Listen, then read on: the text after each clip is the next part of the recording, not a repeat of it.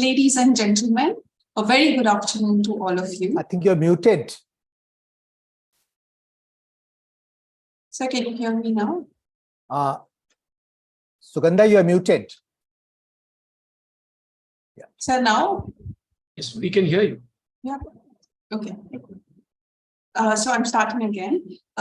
Ladies and gentlemen, a very good afternoon to all of you. It is my absolute pleasure. Can others hear Sugandha? I can't.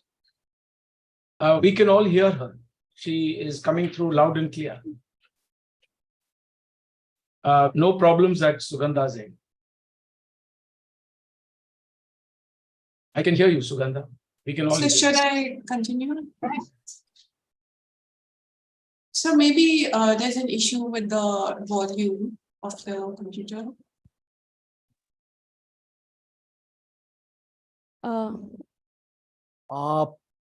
Let me just log out and log in again because I can't hear anyone.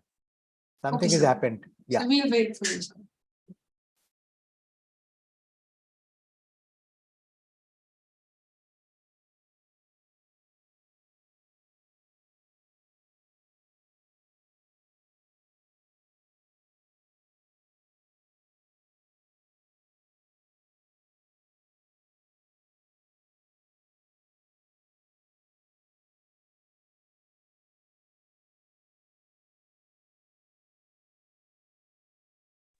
Can you hear us, sir?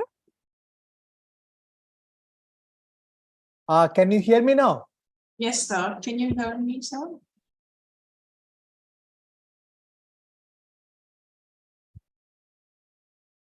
Can you hear me now? Yes, sir. Okay, sure. Go ahead. Should I start, sir? Yeah, please start. Sorry, I think there was some technical problem. Yeah. Okay. Ladies and gentlemen, a very good afternoon to all of you. It is my absolute pleasure to welcome you to another enriching session of ICS book discussion series. My name is Sujan R and I'm a research assistant at the Institute of Chinese Studies, and I have the honor of serving as the master of ceremony for today's session. I extend a heartfelt welcome to each one and every one of you who has joined us as we delve into the captivating world of geopolitics through the lens of the book, World Upside Down. India Recalibrates its Geopolitics. The esteemed author and speaker for today's discussion is Ambassador Sujan R. Chinoy.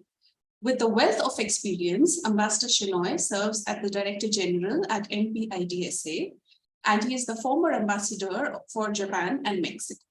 His expertise covers East Asia and the Indo-Pacific, particularly political security issues relating to China and India's neighborhood.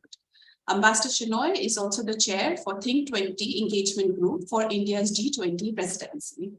Highlighting the significance of his recent book is an endorsement from the former Prime Minister of Australia, Mr. Kevin Rudd, who stated, Sujan Chinoy has made a profound contribution to India's defense and national security community.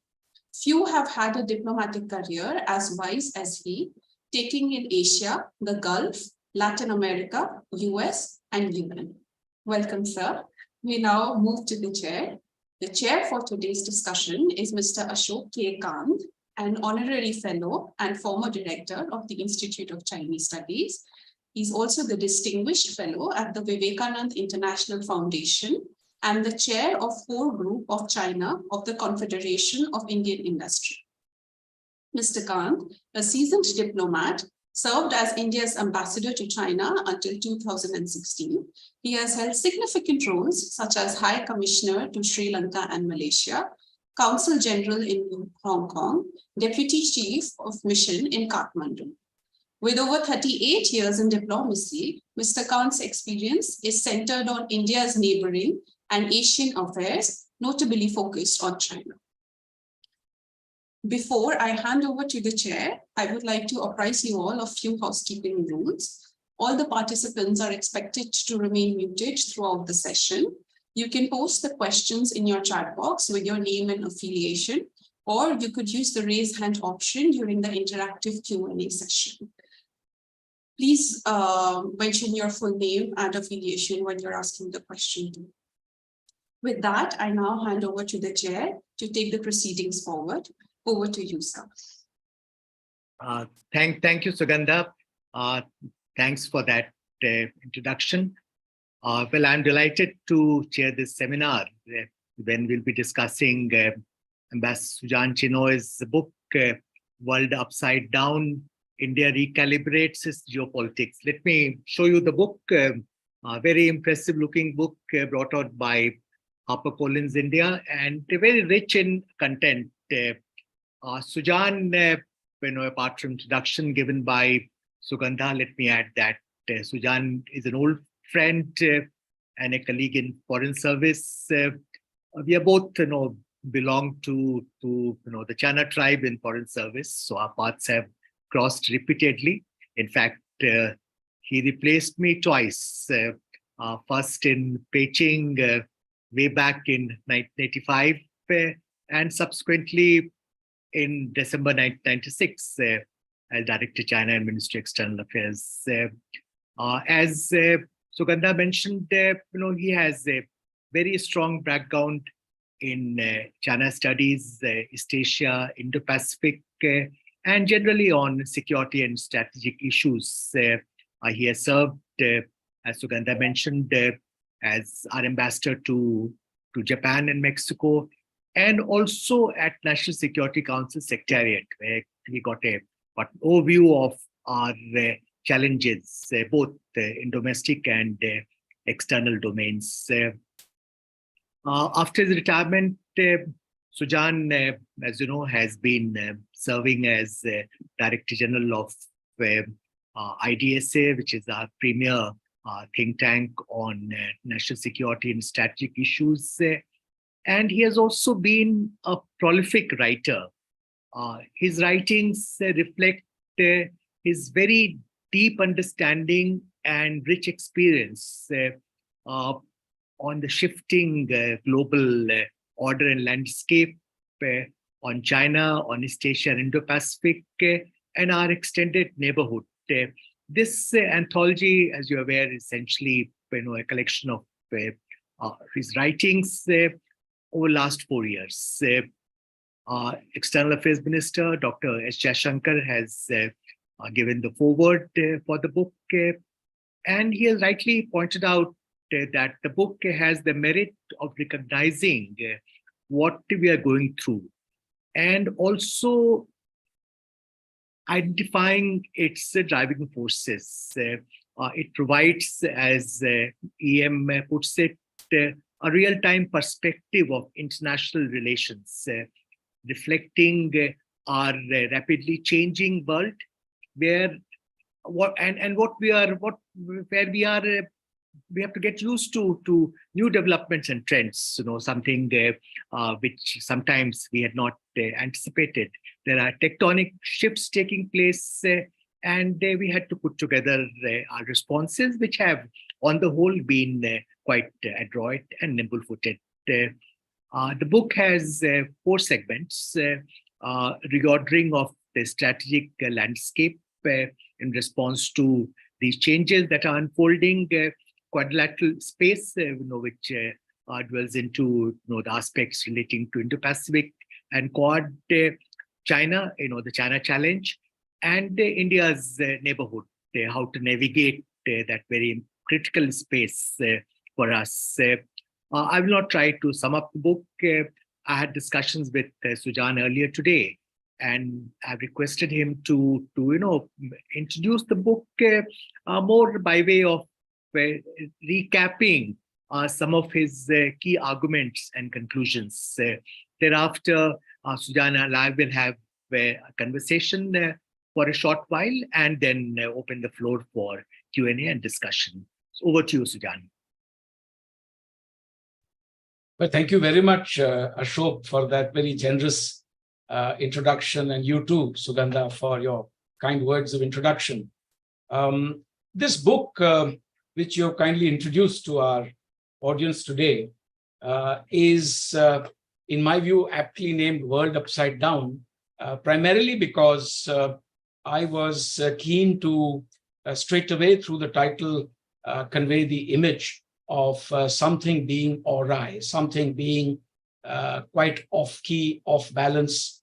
And therefore, it's a kind of catchy, racy title that I thought of. By the way, I also designed the book cover. So I got, sort of recognition at the back for the design as well. I usurped the role. You did a great job, Sujan. But on the more serious side, most people write books because they have something to say. And they want to say it with a great deal of passion in a very cogent manner. And it all comes together in their minds when they sit down and write this kind of a book. I didn't really sit down to plan an anthology like this or a book like this, because the problem was that I have been writing, as you rightly said, a great deal over the last several years in any case. So I had no time to write a book, frankly speaking.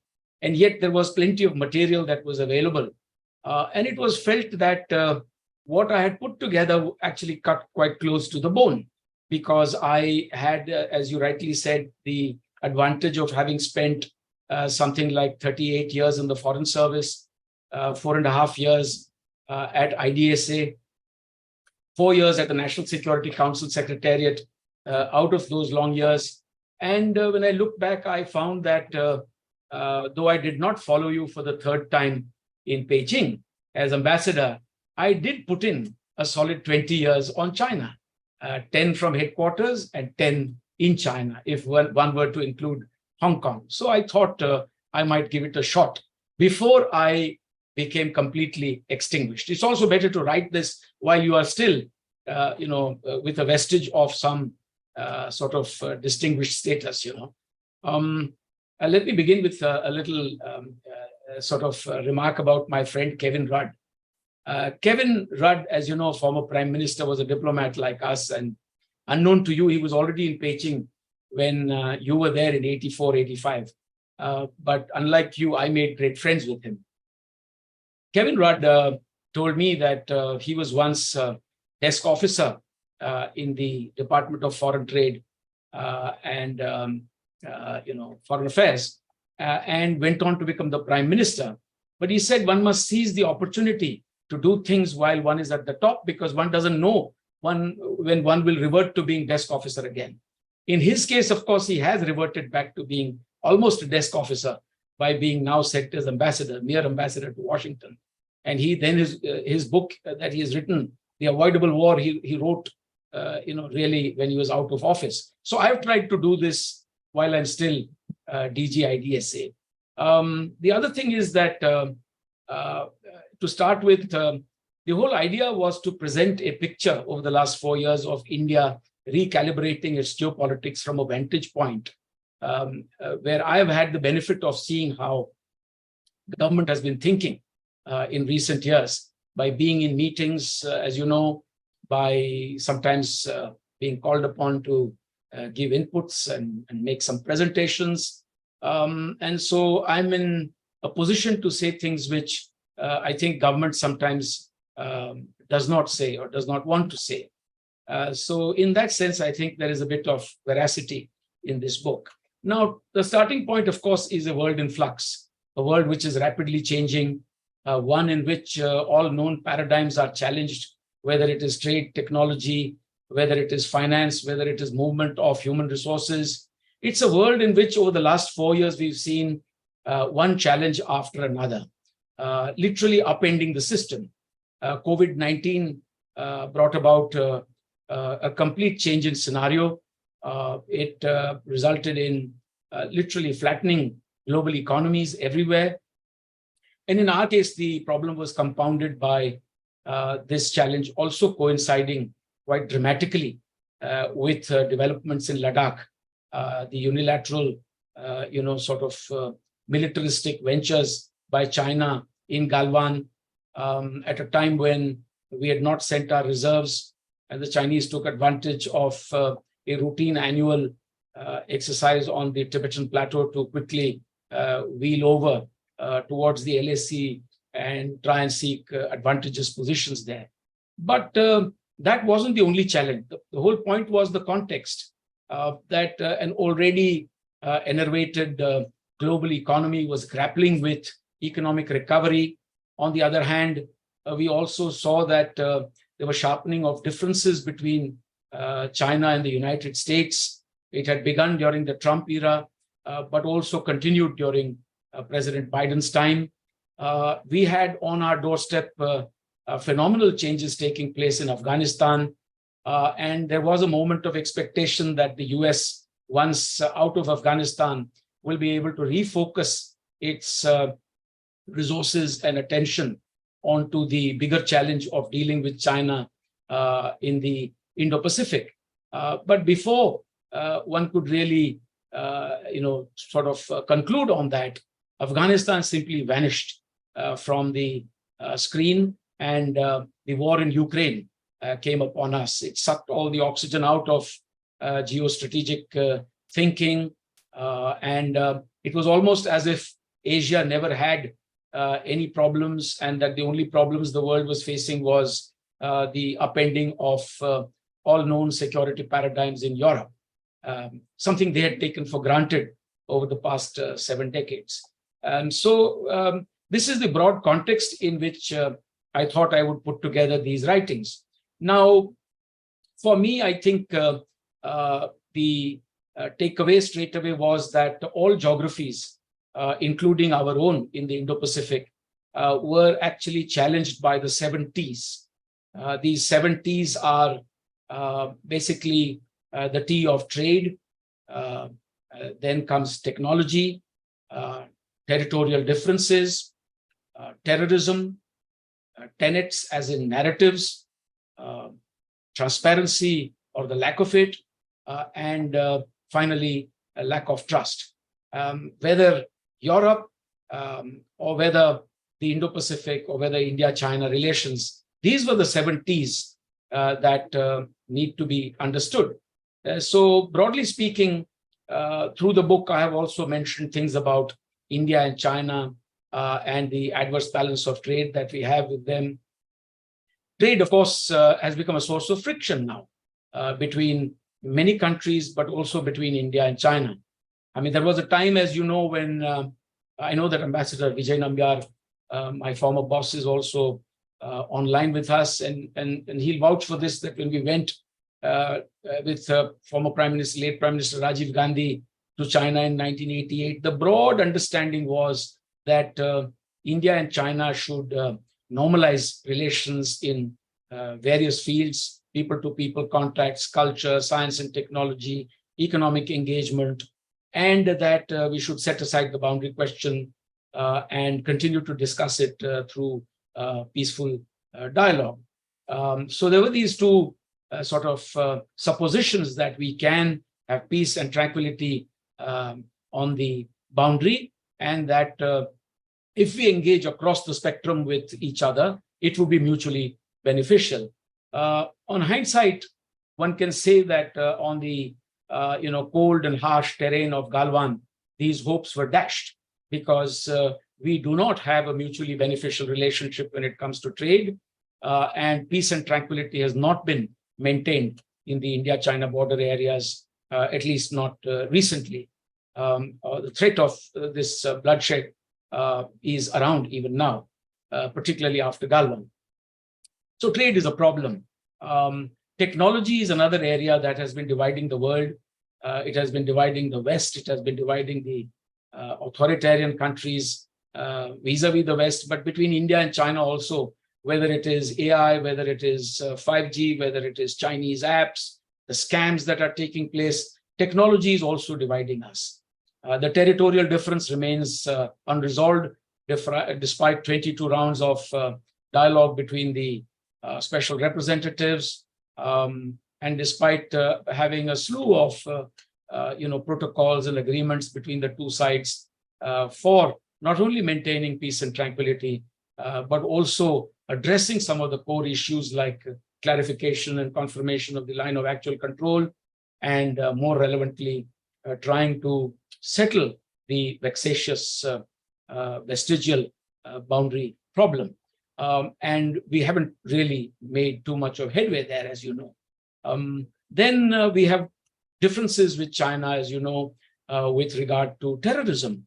There was a time, as you know, Ashok, when India and China had bilateral issues, but we were making good headway when it came to multilateral space.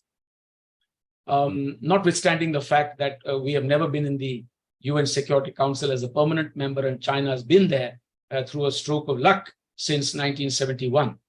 For mind you, we have all the attributes of a major power today, perhaps far more than China had in 1971, and certainly far more than the Republic of China had in 1945, when it was just brought in by the victors at the end of the Second World War to add a bit of color to what was otherwise a very sort of European, if not Anglo-Saxon arrangement.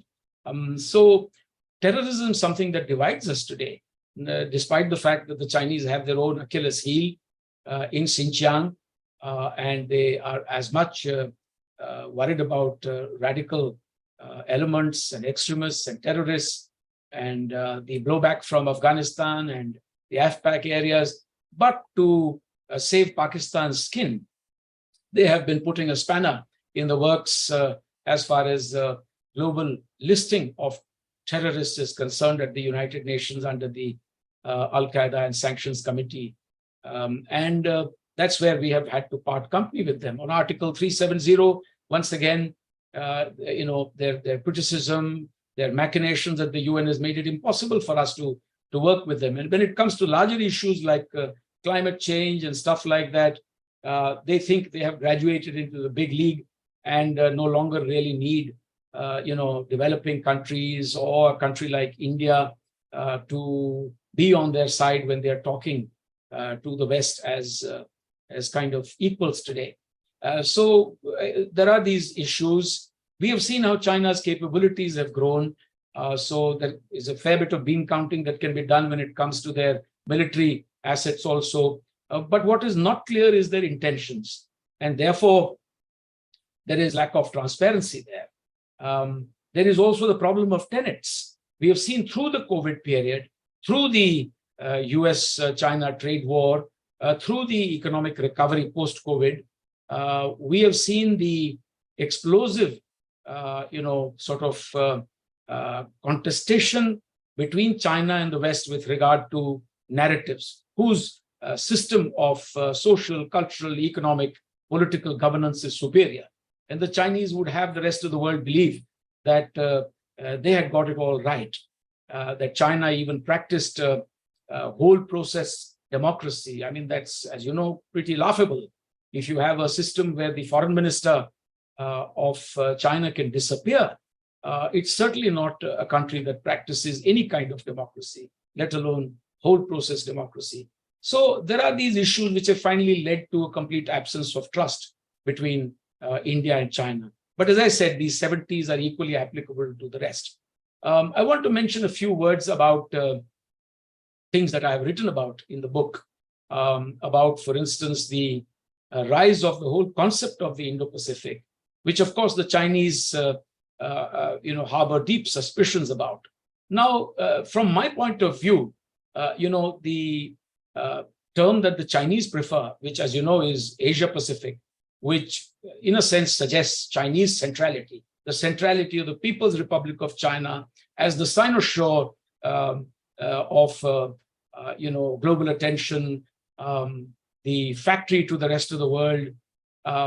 They've enjoyed that, they've basked in that kind of limelight and sunshine since the late 70s and early 80s. And now they have to share space with others in the broader concept of the Indo-Pacific.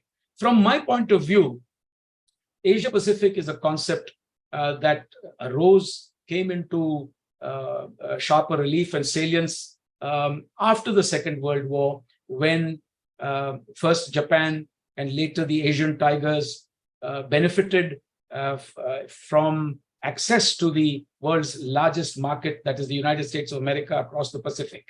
And they grew, and later China also followed in their wake to also benefit from the same, trans-Pacific connect to that large market. But something else has happened in the opening decade of the 21st century, and that is that growth, prosperity, economic development of the type that we saw in the closing decades of the 20th century, centered around East Asia, is now spread over a much larger region. There are countries in Southeast Asia that have also been growing, COVID notwithstanding, of course. The Philippines, Indonesia, Thailand, Singapore, and more fundamentally, South Asia, particularly India, which has now become the 5th largest economy in the world, is the fastest growing large economy, but of course, even Bangladesh. And not to neglect or to speak of the dynamic Indian Ocean littoral, particularly certain African countries. So the Indo-Pacific, which the Chinese detest as a concept, is actually a more representative, more accommodative of the aspirations of a much wider swathe of geography and many more people. Therefore, to resist the Indo-Pacific, as the Chinese are wont to do, is tantamount to seeking exceptionalism for themselves and to continue to deny to others, the good things that have happened to their part of the world. I have therefore tried to put it in that broader context. In the beginning of my book, I have also been quite optimistic about India-China relations and how both these large countries must work together. There is that old sentiment expressed by so many leaders, from Deng Xiaoping to Dr. Manmohan Singh. Even the Prime Minister of India, Mr. Narendra Modi, has also expressed sentiments about better relations between India and China and cooperation. But this has not been realized as a result of China's unilateralism, militarization, etc. And one of the key reasons for their inability to do this, in my view, is the fact that they have changed in a kaleidoscopic manner in the last 40 years, such that the same generation that wore baggy, cotton-padded clothes and rode bicycles, is today riding a 6-cylinder and 8-cylinder luxury cars on the streets of Beijing with deep pockets to boot. Their ability to understand the meaning of power, whether economic or military, is very limited. More fundamentally, they do not understand the response to the use, immature or premature or discriminatory, use of that economic and military power. They do not understand this. China wants the whole world to adjust and adapt to the rise of China, but China is not willing to adapt itself to the relative rise of others. For while China has risen, we have seen that in the last 2 decades, many other parts of Asia, as I said, over the broader geography of the Indo-Pacific, have also risen. And they have a right to similar aspirations for the future. The Quad right now is, as I said, right now, is not an alliance. And it can really not be an alliance at this stage because there is no consensus on being an alliance. But I think the future of the Quad will really depend on Chinese behavior. But I want to add a rider here. There is often talk of the Quad acting militarily in the future. A fundamental point that I have made elsewhere, perhaps referred to in this book also, is that the 3 partners that we have in the Quad do not have a unanimous consensus on India's sovereignty and territorial integrity. The United States of America recognizes since October 1962, the state of Arunachal Pradesh, earlier NEFA, as a part of India because they recognize the McMahon Line. When it comes to the Western sector and Ladakh, the US has a kind of neutral position and shows that as disputed territory. But Japan and Australia show Aksai Chin as an integral part of China, as in de facto possession of China. So in other words, there is, in my view, little that the 3 of them can do for India on its continental, boundaries. And the 3 of them, in any case, have more of a maritime profile when it comes to threat perceptions in the Indo-Pacific, whereas India has both maritime and continental chestnuts in the fire. A word or two about the boundary question, and then I'll stop. You see, India and China came into kind of modern existence in 1947 and 1949, respectively. And overnight, I think what we had by way of frontiers had to be described as clear-cut boundaries. And this is tall order, because there were two countries, both trying to shape their national identities by clearly defining their geography overnight. And it's very difficult to convert, sort of overlapping frontier areas with overlap in ethnicities, sometimes in terms of, language, etc., overnight into clear-cut boundaries. And I think that's where the trouble started. One big catch in this, the fly in the ointment, was that when the Panchsheel Agreement was being negotiated in the 1950s, it is rather odd that Pandit Nehru suggested that the negotiating team should disengage and come away if the Chinese were to raise the boundary question. So sweeping things under the carpet didn't help us. Whereas very soon after the Panchsheel Agreement was signed, the Chinese had already questioned the so-called nature of the 6 passes, which they said were never really defined as border passes. We have been through a lot, all these protocols and agreements, Ashok, on which many of us have worked, for years. There is therefore this panoply of institutional arrangements that did provide peace and tranquility for many years, but has not kept peace and tranquility in recent years. And so therefore something is fundamentally wrong there. I think the only way to go about it is if, we could convince China to desist from unilateral action, to restore status quo ante, restore access to certain patrolling points in the 2 remaining friction points, which are, as you know, in the Demchok area and in the Dipsang Plains. Both these had figured, Chumar and Dipsang had figured, as you know, in 2013 and 2014 also. So it's kind of repetitive. So there are these issues between us and the Chinese. We've been through many resets. We've been through fundamental resets in the late 40s and early 50s when we were trying to identify ourselves and the neighbor. Overnight, China became our neighbor when it went into Tibet and Xinjiang. And we had a hiatus after 1962 when we didn't talk for many years. Post 1976, things began to pick up. And in the 80s, we had the 8 rounds of official level talks on the boundary question, in many of which I had the privilege of participating at both ends. Then the JWG, which also ran its course, as you know. The EG, which you and I also handled for many years, also ran its course once the SR mechanism came up. We have to pose these fundamental questions to ourselves. What is the best way forward with China? We have to coexist. We have to find a modus vivendi. We have to try and address some of the immediate issues, even if we cannot address the boundary question. And of course, we have to also look at other challenges, the nature of our relations with the US, the nature of their unfolding contestation with the United States.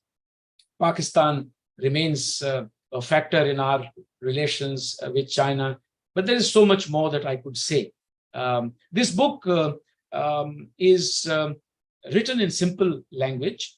I have devoted specifically a couple of large chapters to, for instance, the boundary question, where I thought I would pen a primer in simple language explaining how the Chinese position on the boundary question has been opportunistic, and ours has been more defensive and legalistic, and theirs has been more offensive, opportunistic, whether it came to the territorial dispute, whether it came to interpretations of the line of actual control.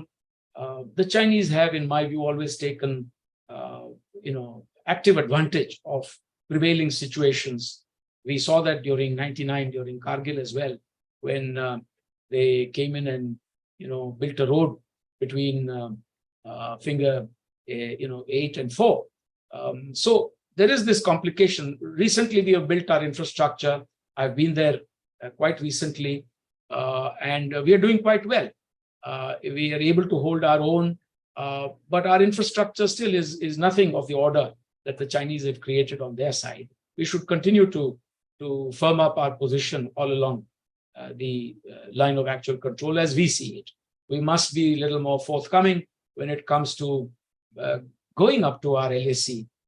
I do believe that this whole bit about patrolling points, limits of patrolling was not very helpful.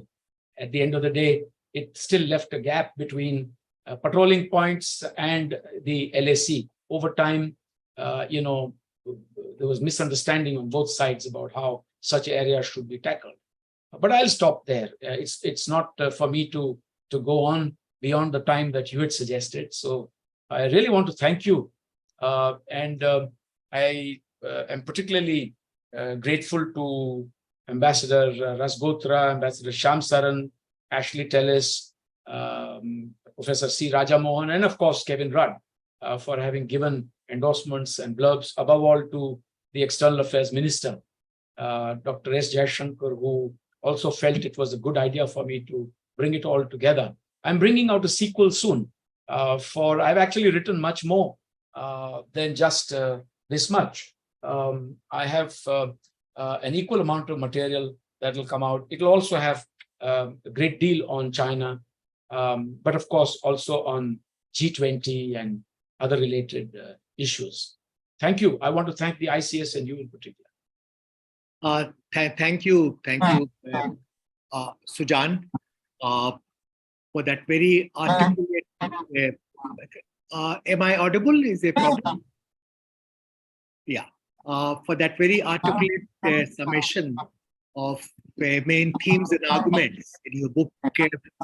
Your brief remarks bring out how rich the tapestry you have given, how nuanced your analysis has been. And we are indeed looking forward to the sequel, because I'm sure there'll be so much more coming from you.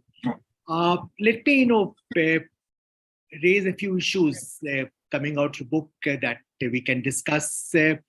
One, you talk about how big changes have taken place.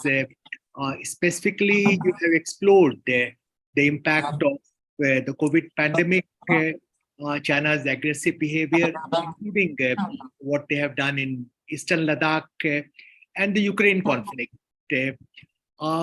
Here, my question is, how have these developments impacted the geopolitical situation in Indo-Pacific? There are two schools of thinking here. There are some colleagues who argue that China is in a geopolitical sweet spot, so to say, because USA and the West, they are preoccupied with the European theater. Whereas others argue that China, in fact, is facing increased and growing economic and geopolitical headwind, and that the Indo-Pacific remains the primary theater for escalating strategic contestation between the US and China.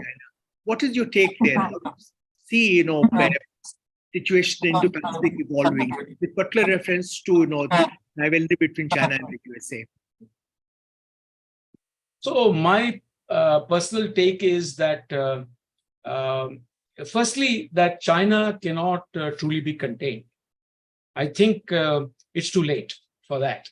And you cannot be, closing the barn door after the horse has bolted.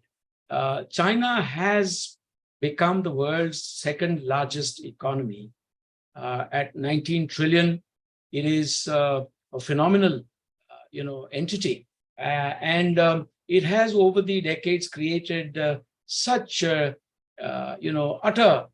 dependency on the Chinese economy, for the US economy, for Japan, Australia, even India. such that notwithstanding the desire to decouple, we have seen that countries have not been very successful when it comes to trade, because trade is fickle, it's fungible, it is not controlled by the State Department and the Pentagon or by the South Bloc here. And therefore, we have seen that everyone's trade with China has actually increased in recent years, ours too. But when it comes to technology, I would say that the US, which had dropped the ball, was sleeping at the wheel, which had created a vacuum over the years by allowing China to, actually take a great deal from the United States by way of technology over the last 50 odd years, has now woken up. It has had its own epiphany and has clamped down on technology. So what I see around China is a very deliberate exercise of eroding the technological environment which permits China's further rise. That halcyon period of half century between Kissinger's visit and the unraveling of the relationship in recent years, that half century in which the United States allowed unbridled access to its technologies to China, during the Reagan era gave military technologies to China, that is over. We have seen this unfolding saga in semiconductors, in AI, chips, high-end military technologies. So I feel that the Chinese are now in for a difficult period. I think their growth has peaked. They are aging rapidly, as was predicted by many Chinese sociologists also, that China is going to get, gray before it can get truly rich. That middle income trap is there. Getting to $12,000 per capita GDP is one thing, but getting from 12,000 to 36,000 or 48,000 or more to match the Western countries, and particularly the United States and Japan, is a different challenge altogether. And in the post-COVID period, because of the disastrous zero-COVID policy, the Chinese recovery has not been very good. So there is deflation there now because of a dampened situation everywhere. Even an economy like Germany is showing signs of recession. China's export performance also, is adversely impacted. Unemployment was on the rise, and everybody is now pursuing what is called a China Plus strategy. It's not as if they are ready to cut loose from the Chinese economy. It's not very easy to do that. Not for Japan, not for Germany, not for France, not for the United States. But the China Plus policy of risk mitigation is certainly underway. And that in the long run will, actually bring true some of the fears that the Chinese have been expressing to us, Ashok, if you recall, in various dialogues, that India is trying to usurp China's position, as in take on the mantle of becoming the new manufacturing hub for the rest of the world. That too is easier said than done. So I think that sweet spot that you're talking about, to my mind, doesn't exist, notwithstanding the obsession with Ukraine. In fact, as you are aware, the war in Ukraine, while consuming resources like never before for that theater, has also highlighted the perils for major power contestation in the Indo-Pacific. And major countries like Japan have openly spoken about the threat from China. There is this focus on, disruption in the Taiwan Strait if the Chinese, were to try and take over Taiwan forcefully. Of course, I don't think they would be so sort of naive as to attempt that sort of thing to derail further their economy at a time when they're facing enough challenges, for they will no doubt be subjected to even more export controls and sanctions. So I feel there's no sweet spot here. China is going to go through a period of uncertainty. It has deep pockets. So if it's a question of muddling along, I'm quite sure they will also be able to muddle along, perhaps better than many democracies can in terms of muddling along. So we shouldn't underestimate their ability to weather the storm, but not having a succession plan beyond Xi Jinping, having put themselves in a corner by speaking of a China dream. And of course, no China dream can be realized without reunification with Taiwan. So they've actually set the clock ticking between now and 2049. Something has to give. Either there should be peaceful reunification or China will have to try and take it over. No Chinese leader can stand on the rostrum of Tiananmen and declare that the Chinese dream of rejuvenation has been realized, unless Taiwan is part of China. And so I think we are going to see a very difficult period between now and the middle of the century. And I think China may not necessarily come out unscathed from this. It will probably have a lot of problems to deal with. Thanks. So just building on some of the arguments you have made, you rightly pointed out that efforts are being made to constrain China's rise. China plus one strategy is being pursued.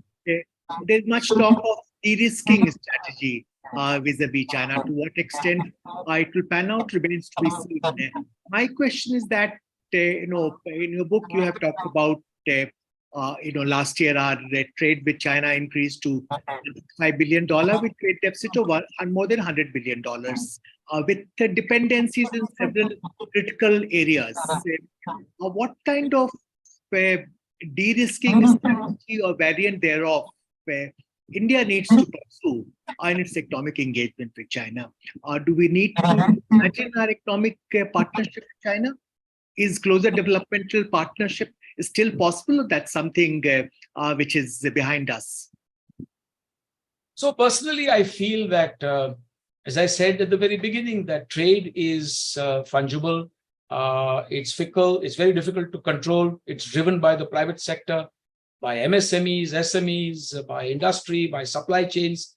And I do feel that trade between India and China will continue to grow simply because India is also growing very rapidly, and India cannot become a very big export power without having certain supply chains in place for various products that go into the manufacturing of its own exports. And so China will, like many other countries perhaps, but more certainly China, will continue to play a role in this regard. And that's why I think our trade is rising.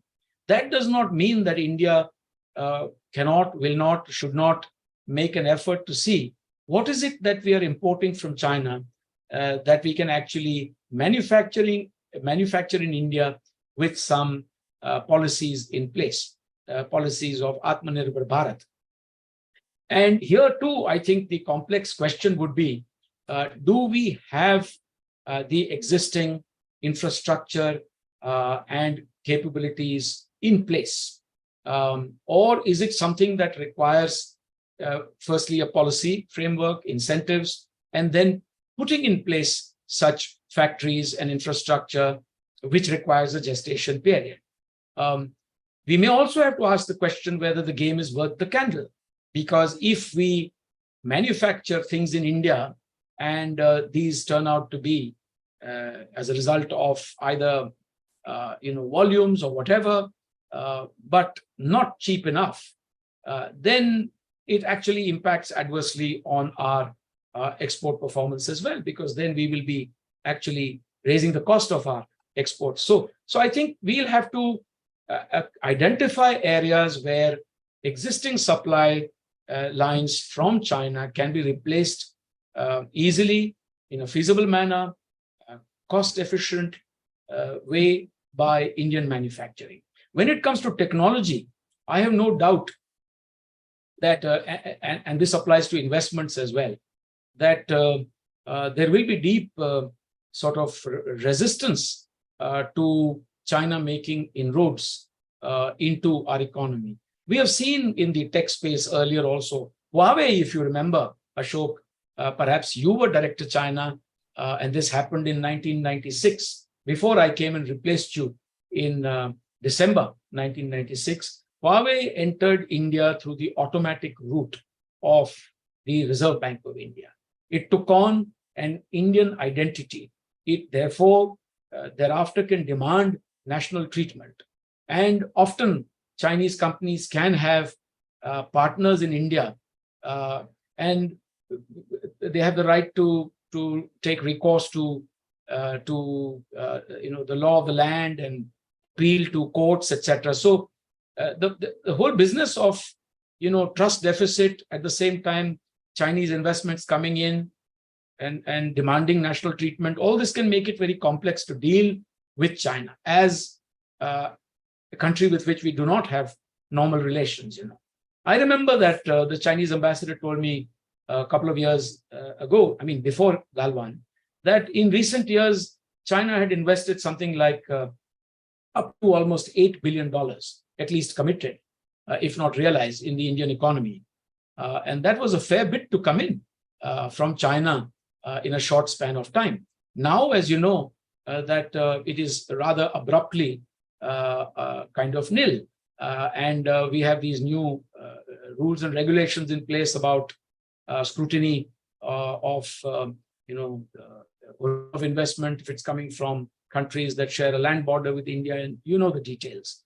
So I think there is scope to do economic engagement with China on the trade side.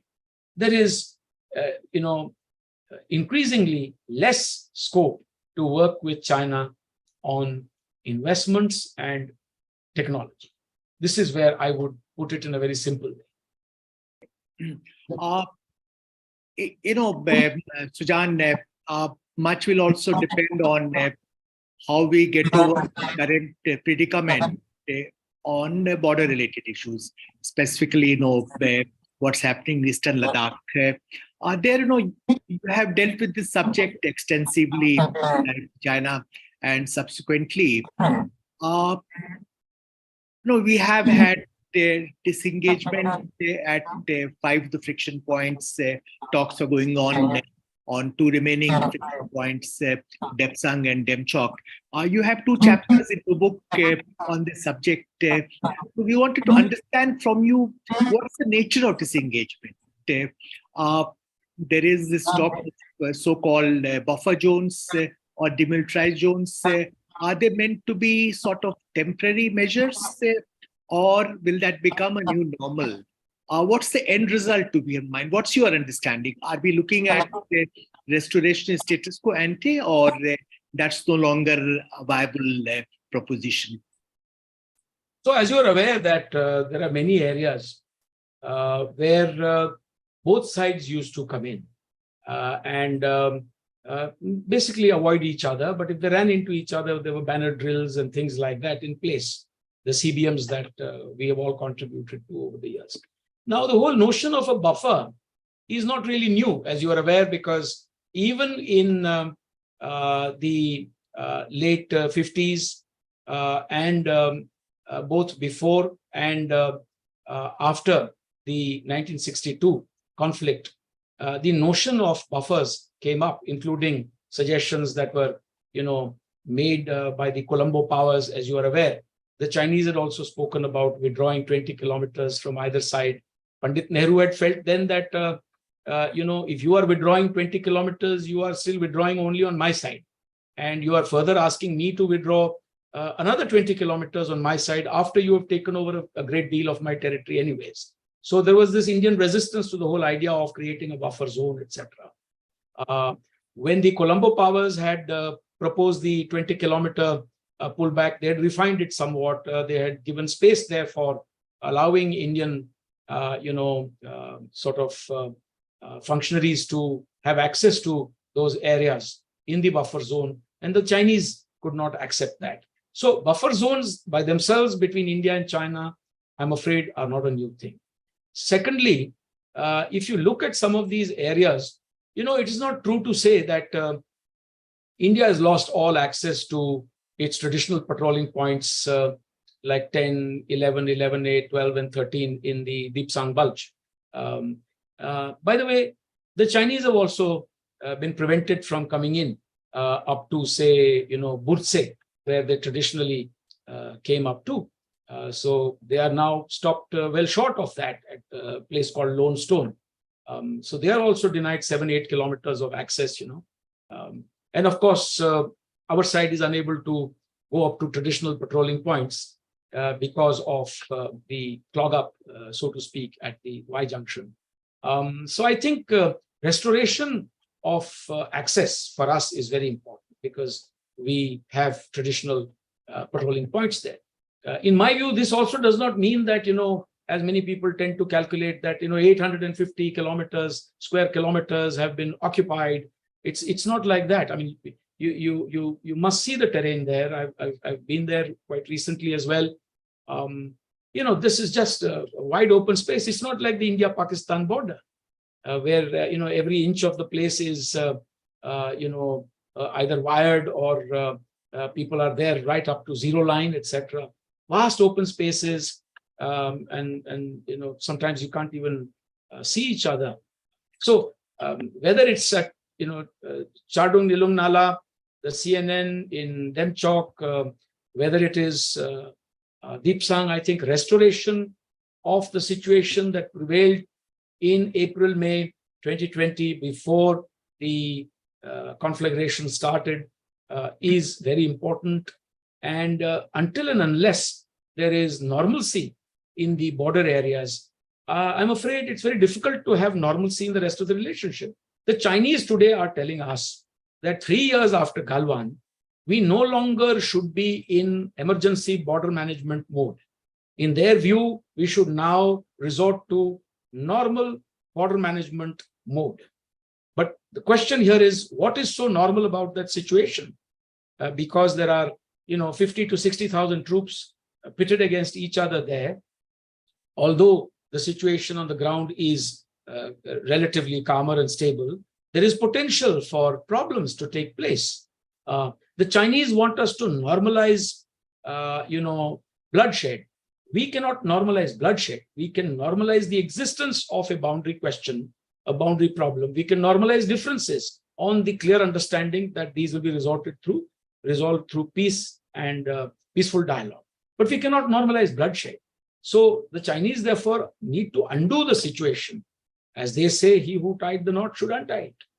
And they need to, therefore, do a little bit of introspection. I think they're losing India for very little gain.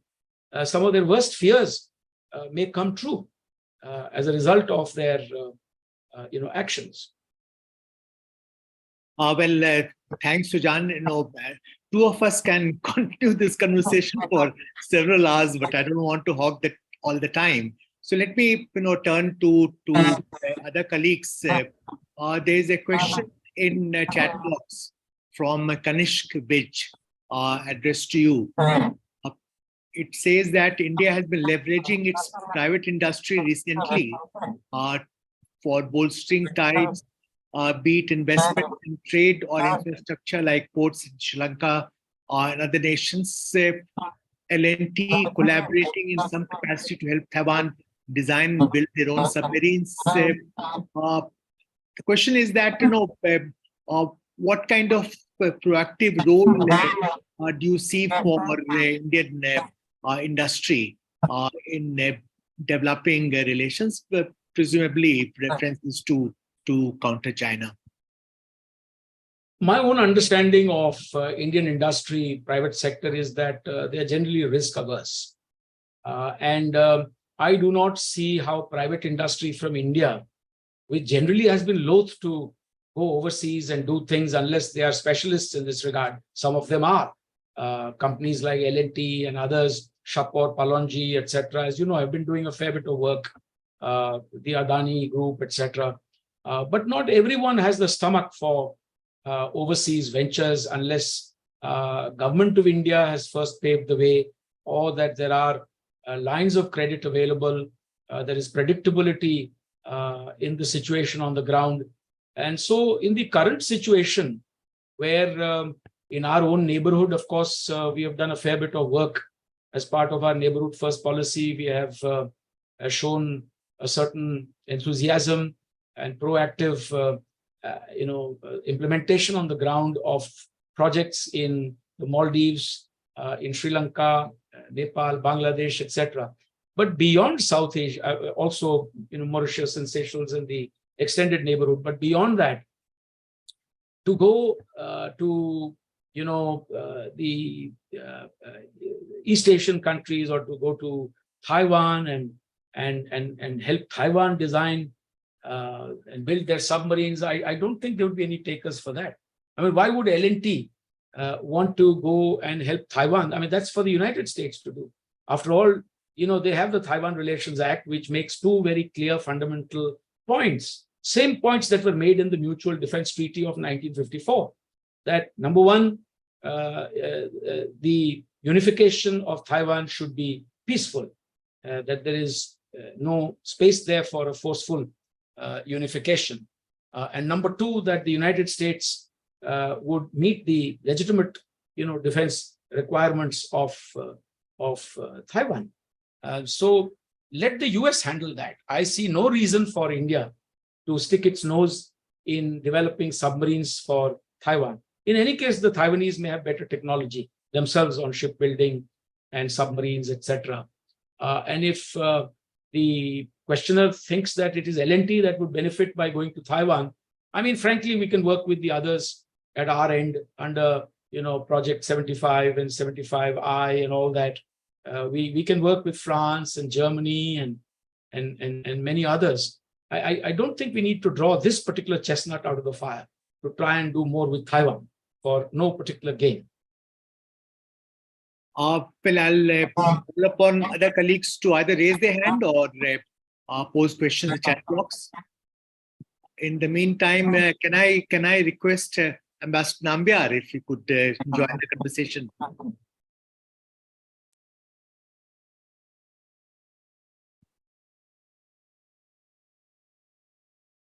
Maybe he's left.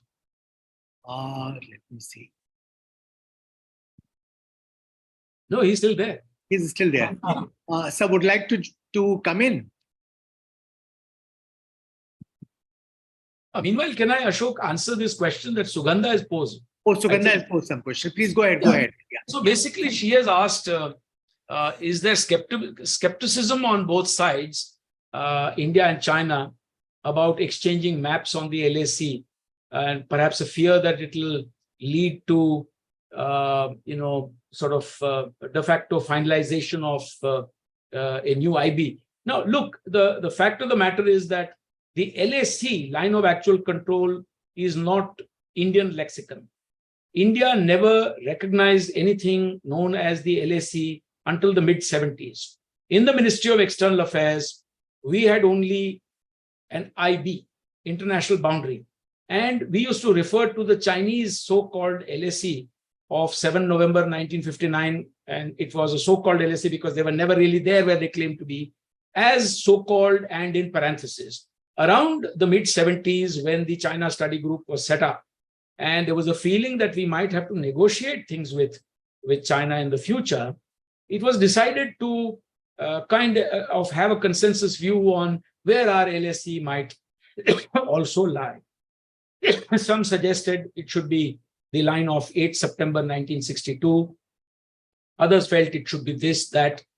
Even if we were to draw a straight, line connecting all our penny pocket presence there, 60 posts in Ladakh, some of them were behind the Chinese, some ahead of them, it would have given some kind of a line. The point here is that we were ready as part of our boundary, agreements, protocol, CBM's agreement of 96 and the earlier one, Border Peace and Tranquility Agreement of 1993, both of which are very familiar to Ashok, to you. And I had the dubious distinction of having to implement the 96 agreement for 4 years. So I can tell you that we were ready to exchange map. In fact, the agreement was that both sides would exchange their perceptions of the line of actual control on a large-scale map without prejudice to either side's position on the key issue, the boundary problem itself, the boundary dispute. So it was without prejudice. The Chinese did exchange with us a map for the middle sector. Informal exchanges were done. In fact, I'd handled that part in 2000, and the formal exchange took place by 2002. But thereafter, the Chinese refused to exchange maps on the Western sector. After initial discussions, they claimed that India was claiming too much. In the informal sessions, what they understood by way of our line of actual control, they said is unreasonable, that India does not really control any of these areas and yet you are claiming it. Well, we could have argued the same way with the Chinese, that you are also claiming tracts which you don't control. Let me give you an example. For example, Demchok itself is one such pocket where the Chinese don't control what they claim. It is one area where their so-called LAC of 7 November 1959 does not match up to their physical presence on the ground, and yet they claim it. So this argument can be both ways, But the short effect of that was that the Chinese refused to exchange maps after initial discussions in the Western sector. As far as the Eastern sector is concerned, the thing didn't get off the launch pad at all. So I think today that's where we are. No real exchange. And of course, I think there was a peculiarity to that arrangement also, because if you actually have a large-scale map on which you convey each other's perceptions of the LAC, don't you end up getting, in some places, two lines where there is an overlap claim? You will have two lines. Now, what are you supposed to do with these two lines?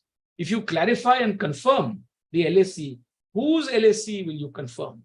Is it that you will negotiate a common LAC and then confirm it?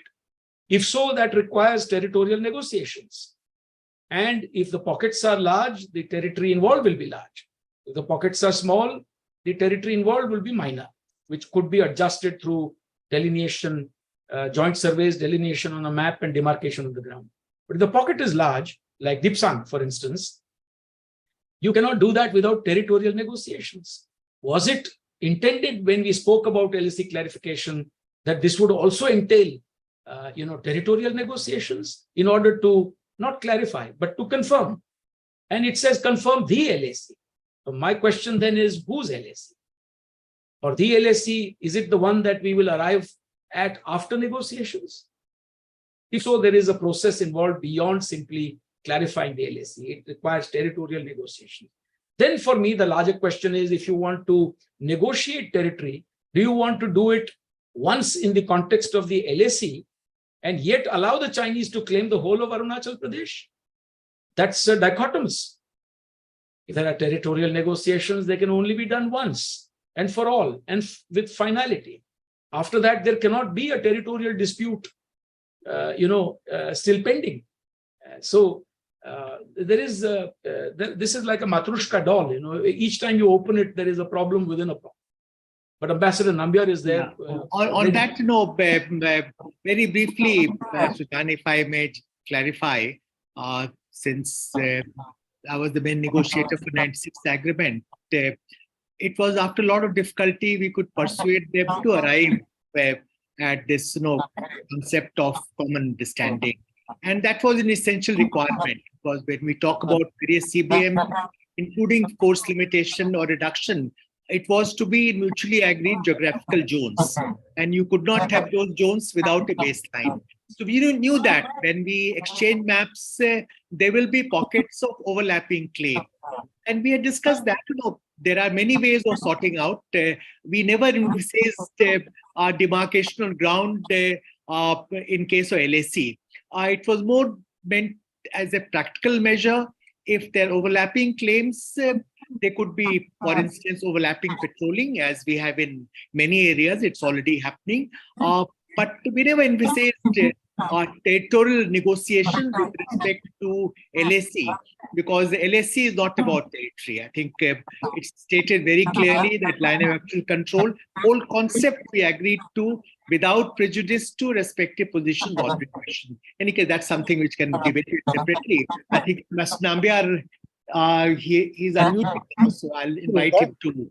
Thank you, Sujan, and thank you, Ashok, for a fascinating conversation that you're having. It's extremely interesting, particularly what you've just been saying about the maps and about patrolling. These are things which have not really been discussed in detail in outside the corridors of the South Bloc. So it's very interesting that you're saying this. But let me ask one question to you, Sujan. You talked about Deng Xiaoping and 1988 and the change situation now, particularly after Galwan. Obviously, Galwan has changed virtually everything in the paradigm almost now. But at the same time, you know that the new leadership, in a sense, is looking at the whole issue in a somewhat different manner from the kind of worldview which a person like Deng Xiaoping had. But having said that, we all recognize there is a reality which we have to both cope with.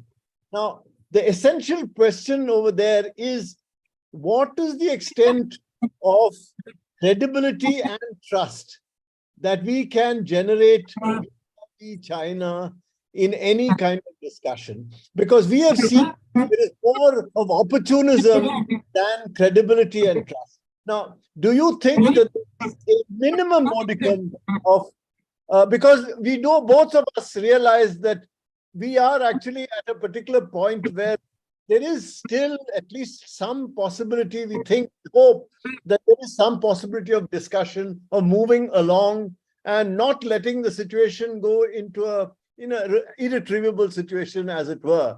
Of course, many people would say that we have already reached an irretrievable situation, particularly in terms of trust. Is there, you think, probability of restoration of credibility and trust in a discussion, recognizing that we'll never get to you'll only get to a modicum, you can't get beyond that. And as far as China and India is concerned, we'll have to reconcile ourselves to having a long period of contestation, if not confrontation. What is your that?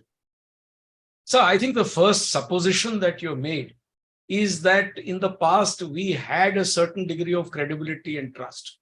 And that premise itself can be debated and discussed, whether India and China have truly had a relationship in which both sides regard the other as credible and trustworthy. Some would say that this relationship has been jinxed right from the beginning, right from the 1950s, where two countries, large, populous, agrarian nations, similar in some ways in terms of certain Asian values, etc., but also very dissimilar in terms of their approach, their political histories, and the manner in which they were midwifed into existence, ours through peace and non-violence and ahimsa and Gandhian way, and Mao through the barrel of a gun. We were destined to regard each other with a certain degree of mistrust. And that we were, derided by the Chinese. Nehru was called a running dog of the imperialists and a lackey of the West. And this continued even when there was talk of Hindi Chini bye-bye. 62 made it worse. What we picked up by way of the pieces in the 1980s and tried to build a kind of relationship also went through lots of ups and downs, if you recall. As in, when we were actually talking with the Chinese as part of our official level talks about addressing key issues, we did have things like Sumdarongchu surface on us, which took all of 8 years to resolve, from 1986 to 1994 or 1995. We have been through the period where the Chinese were selling M9 and M11 missiles to the Pakistanis. There was a fair bit of proliferation taking place, even as we were engaging each other. So I'm not able to identify a period where we can say that this is the period in our contemporary history where there existed credibility and trust between us. For me, now the question is, these two issues of credibility and trust can be addressed at two different levels. In fact, must be addressed at two different levels. One is the practical, realistic level of the practitioners and the two governments, where I think it's not a question of whether there is credibility and trust, but there is, say, enough reason, I would say, for governments to be able to engage with one another. And damn the trust and damn the credibility. It doesn't matter. We will, trust but verify kind of thing. On the other hand, if I look at the larger sentiment of what you call the constituency of public perception, and people do drive policies, ultimately sentiments within a nation, more in India and much less in China, where people do not participate in shaping policies as much as they do in India. I think it is, as you use this term, I would agree, irretrievably lost. We seem to have lost whatever we had covered since 62.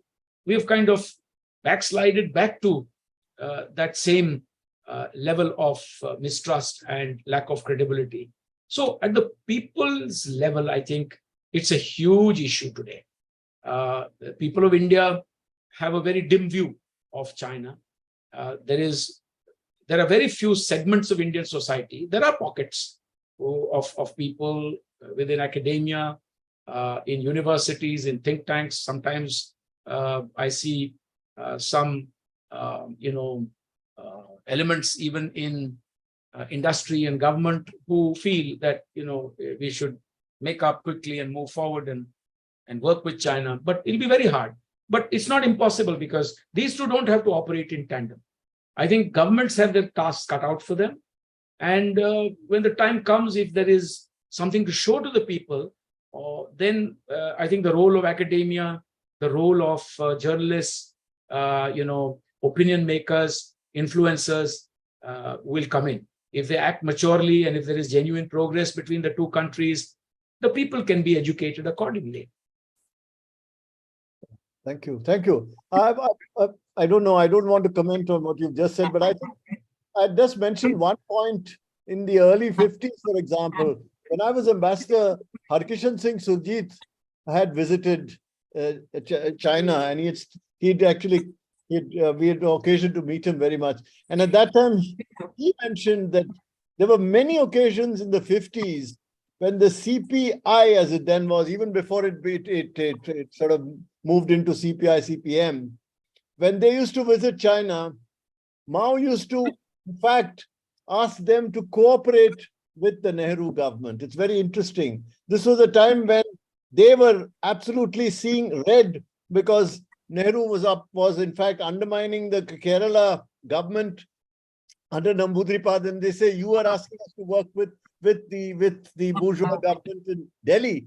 And at that time, even Mao, there is a certain amount, I think there were certain times when there was a sense of a possible Afro-Asian, India and China working together. To some extent, I tend to think, and I don't know, maybe it's more emotion, but perhaps Deng Xiaoping also carried a little bit of that kind of thing. Of course, this is not to suggest that they were all dreamy-eyed or anything like that. Perhaps if there was any dreamy-eyed person, it was Nehru in the entire equation there. But I think eventually there was a larger picture which some of them had. Of course, this was completely, as I said today, it's unrealistic to think about it. And I agree with you that in many ways it is irretrievable. But what you say about the non-governmental sector, do you think that private sector or the business in India will be able to work for, even for some kind of a modus vivendi? Certainly. I think the private sector always has, a very good sense and timing, with regard to opportunities, with regard to, making money, and they're very practical people. So the private sector, if given the right opportunities in China, the right docking points have to be created for them to engage China on equal terms. And I'm quite sure they'll be ready to work with the Chinese. I mean, take a look at Japan. Japan, for example, notwithstanding their baggage of history, has always worked at the private sector level, at the level of their industry, with China very closely. Even with regard to the Belt and Road Initiative in Southeast Asia, groups like Itochu and others are working very closely. 2017, late Prime Minister Abe wanted to pick up, the momentum in terms of relations with China, which had been in a tailspin since 2012. And they passed certain ordinances and approvals which allowed their private sector to work with the Chinese companies on Belt and Road initiatives. So if Japan can do that at the private sector level, in notwithstanding the situation between the two countries at the political level or in the East China Sea, I'm quite certain we can do it at the industry level. But then the moot question is, has China ever allowed Indian industry the same opportunities that it seeks for itself and its industry in India? With regard to pharmaceuticals, with regard to IT products, with regard to agricultural products, we've always run into a wall in China. It's either tariff or non-tariff or technical barriers to trade, phytosanitary barriers that come up. And the Chinese have never provided us a level playing field, at least not in my time.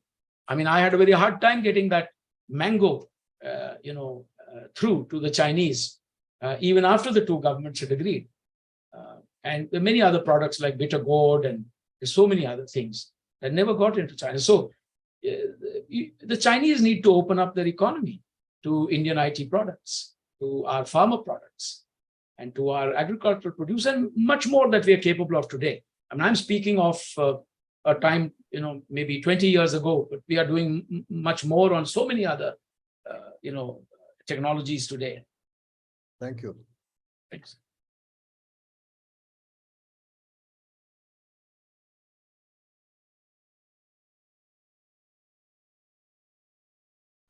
Ashok, you're muted. Sir, you're muted. I'm sorry. Sugandha, any other questions? I don't see any in chat box. If not, Sujan would like to make any concluding remarks. No, I think this has been an extremely, good discussion for me personally. It has clarified a number of my own thoughts. I mean, after all, what I've conveyed is only a point of view. And I know that there are many experts who have joined us, many friends who have joined us, senior colleagues. And I want to thank Ambassador Nambiar because he has been a mentor to many of us. And I've had the great privilege of serving as part of his team in the East Asia division from 1988 to 1990. I also spot my old friend and buddy, Mr. P.V. Kumar. He's also signed on. He's the only man with whom I did 3 postings. I mean, I never done 3 postings with anyone. We were together in Hong Kong, we were together in Beijing, and we were together in New York. So I think this is something that we can continue this discourse, and I will benefit if you gave me a chance to come back again and engage you. But let me end with this broad observation that I think India and China will, in the end, have to find some kind of a modus vivendi to live together in peace as equals. For that, I think there is much greater adjustment required on the part of China, because China is the one that's pulled away from a GDP that was the same as India's in 1950 and even in 1980 to what it is today, which is 6 times the size of the Indian economy. But the jury is still out, whether it is China that will make it to the finishing line, whether China, as it's known today as the world's 2nd largest economy, will be on the same trajectory, and whether India will close the gap in the next 30, 40, 50 years.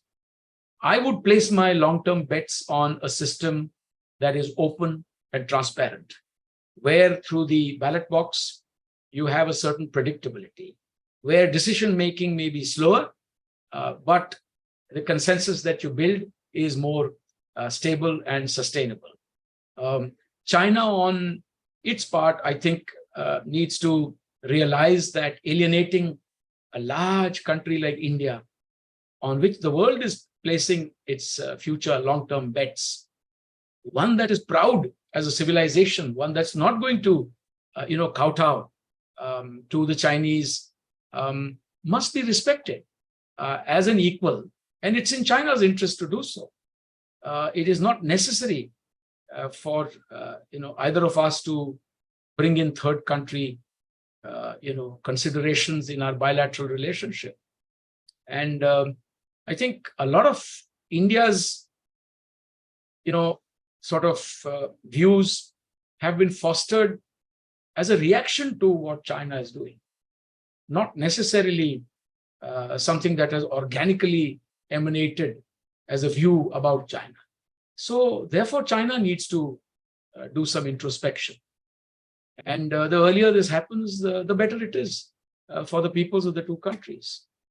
So in that hope, even if it's a faint hope, let me once again thank you all. Thank you, Sujan. I'm sure I can speak on behalf of my colleagues in ICS that you're most welcome to join our discussions anytime. You bring so much to the table. You contribute in a very substantive and meaningful manner. I just wanted to make, before concluding this session, two short comments. One on role of private sector and then on NGOs or non-governmental sector. Given that in India, Japan are very different. Japan is dependent on China to a great extent to maintain its economic growth momentum. In our case, I don't see private sector getting involved in Chinese market in a big way unless they get the right cue from government of India. They will do sourcing from China, but they will not increase their exposure to Chinese market given the current negative context of India-China relations. That's my feeling. Likewise, for a variety of reasons, the non-governmental sector will be less than forthcoming in developing this relationship. It's a pity, but that's how I see things. Last point I would like to make that I entirely share your hope that we need to find a modus vivendi.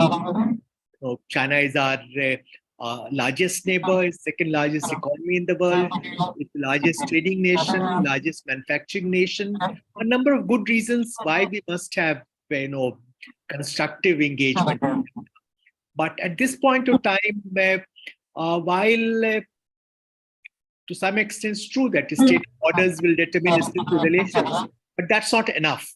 Even if borders were to become relatively peaceful, there are so many contradictions and structural problems in India-China relations that I don't see this relationship moving in a positive direction anytime soon. Much though that pains me because both of us, Nabi, all of us, we have been deeply invested in this relationship, but that's unfortunate reality at this point in time.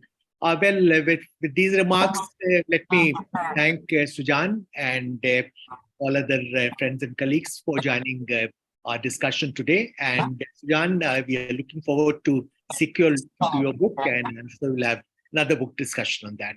Thank you once again. I thank you once again. Thank you all very much. Thank you. Sir, if I may, can I have your permission to make Yes, please, go ahead. Yes. Okay. Thank you, everyone. With that, we come to the end of the question and answer session, and by extension, the book discussion. I extend my gratitude to Ambassador Chinoy and Mr. Kant for sparing the moments from their hectic schedules and engage in this intriguing discussion. The video of today's seminar will be available on our YouTube channel. On the behalf of ICS, I eagerly invite you to join us for our forthcoming seminar on Contours of Youth Crisis in China Today by Ambassador Kishan S. Rana and Professor Hemant Adlakha. Information regarding our weekly seminars can be found on ICS website, or you could subscribe to our newsletter for regular updates. Thank you all for your participation.